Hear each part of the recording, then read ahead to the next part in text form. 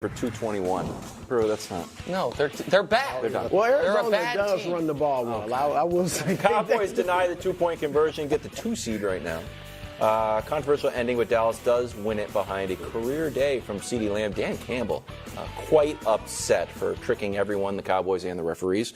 Brew, what grade are you giving the Cowboys for this? Look, I don't even know what this was. I do think they were fortunate. Yeah. You know, I mean, I'm with everybody else that thinks the league screwed this up. All right. But we've seen it happen, you know, bad calls against the Chiefs or non-calls. And other teams, even Cowboys had some of these. So I won't focus on that. CD had a great game. Dak was solid. Nick, the thing that really bothered me was the clock management. And we've talked about that since I've been on this show with Mike McCarthy, since he's been in Dallas. Can I turn this over so people don't think it won't be an F? Yes, you can take that over.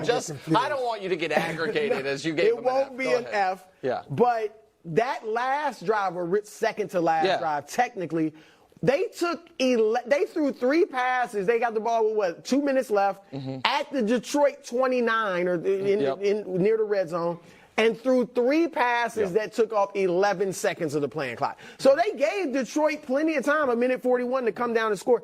That could come back to bite them. So those things combined, look, at the end of the day, they had to get the win. It was a good team. They had to get off the losing streak, and obviously they needed it for the division. So at the end of the day, get the W. So I gave them a B-. No. Why? No. What, Wilds? You're a tough grader. A B-? They won. They needed a win. That's all that mattered. You're not a tough grader, though. You thought that was a B- game? What was it? It was Detroit. Detroit's a good team. D-. You got to get the win. That's all that mattered. It was ugly, but get the win. Yeah, I thought the Cowboys were going to be like all my New Year's Eves, where I'm excited, and then in the end I'm disappointed. But they weren't. You know, at the end of the game, they found a way to win. So this is 16 straight. It's 8-0 at home. First time in, 43 years they've been 8-0 at home. They've got a chance to win the division. It wasn't perfect, but you're playing another division champion. So you have to give him credit for that. CeeDee Lamb is a star and was a star in a big game. True. He broke multiple records. So I think the B- is actually pretty harsh. I think it should more like a B+ type game. Nobody likes to see the defense get marched down on late in the game. But this is a tough team at a tough part of the season, and they found a way to win. It was ugly. It was at times disorganized. You can argue at the end it was lucky, and none of it matters. Right. They're the 2 seed now. It's not even the W. It's the 2 seed. It's now the playoffs will go through Dallas until either the Super Bowl or an NFC Championship game where, you know what, you get to try to smite your dragon.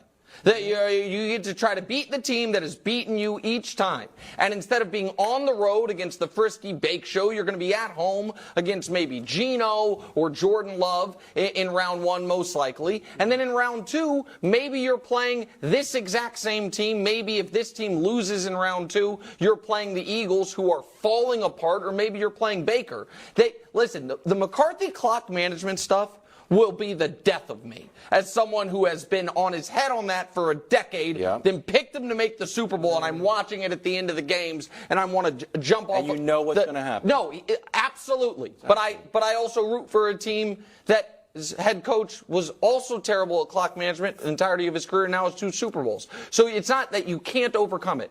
But this was ugly, a little lucky, and none of it matters. Okay. The fact that the Dallas now is the 2 seed, it's the most consequential thing that happened this weekend. Yeah. It's is the Philly and trailer Dallas flipping. to the playoff movie of how their season is. Maybe Shanahan's got some clock management gaps on his 54-yarder and a 43-yarder, bro. Then in the third, drives home a 27-yard dart. Let's head into the fourth, bro. Game is still close. Boom.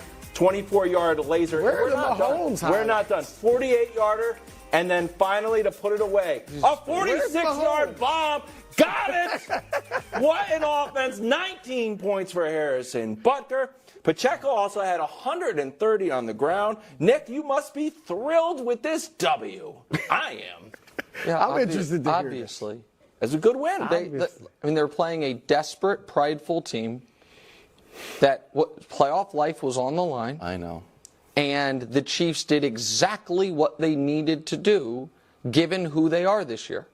Listen, this idea that great defense, don't make mistakes, which has been their bugaboo. True. Take the points, can't win you a Super Bowl. It's 130 of them.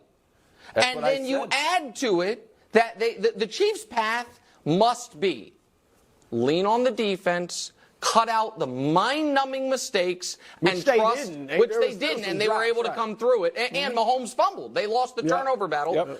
And trust that Mahomes, 3 times a game, can make a special play. You can get to the Super Bowl that way. Pacheco. And everybody thinks in the Super Bowl they're going to be playing the Niners. Sign me up. You can get to a Super Bowl that way. They had to win this game. They now get a bye.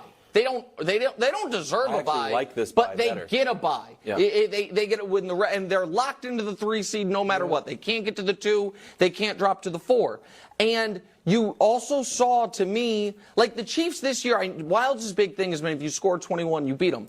The flip side is the Chiefs are undefeated when they score 21. They're also undefeated when they don't lose the turnover battle or give up a defensive score. So it's very simple. It's not going to be flashy, and it's at this point I've given up the ghost that they're going to drop 40 on a good team. I don't think that's going to happen, but I don't think they have to, and I think the Bengals, when Browning doesn't turn the ball over, the Bengals have been good since he took over.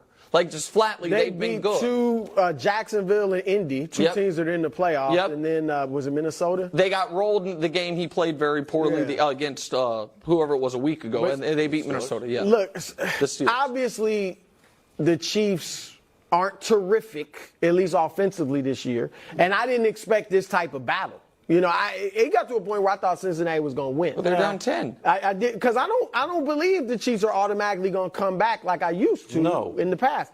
But I'm with Nick. I think they showed the heart of a champion. I mean, really, look, I get it. Because the Bengals, I get it that Jake Browning was the quarterback. But like I said, they've beaten some good teams with Browning. And that was almost like a playoff atmosphere because they hate each other so much. We saw the skirmishes. The Bengals were like really wanted that game, needed that game. And when it came down to it, they scored the last 18 points. And they got, 5 sacks in like the last 6 minutes. Yes. It reminded me, and you guys are too young probably to remember this. Oh, here we go. Of one of Muhammad Ali's late victories, like maybe a Ernie Shavers or a Ron Lyle, when he wasn't the same fighter, didn't have the speed, didn't have the talent that he used to have, but his will and his smarts, he just found a way to win. And that's what the Chiefs did, and they're going to be a tough out. What about the final Patriots Super Bowl, Wilds? That was won 13.